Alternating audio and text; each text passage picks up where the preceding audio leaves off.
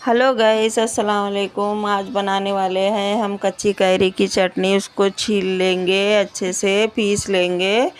Piece के हरी मिर्ची, लहसुन, करी पत्ता, प्याज, कढ़ाई रखेंगे, तेल डालेंगे, उसमें डालेंगे ज़ीरा, उसमें डालेंगे थोड़ी सी रायाँ, उसमें डालेंगे हरी मिर्च, करी पत्ता, लहसुन, सब डाल के अच्छे से तल लेंगे उसको।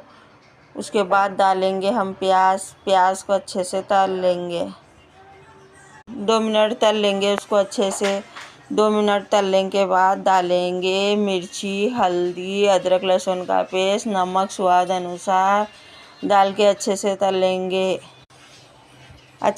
लेंगे। उसके बाद कच्ची कैरी पीसे हुई डाल देंगे। डाल के अच्छे से 2 मिनट के लिए पका देंगे। ये रहा आपकी कच्ची कैरी की चटनी। कच्ची कैरी की चटनी लाइक करें, शेयर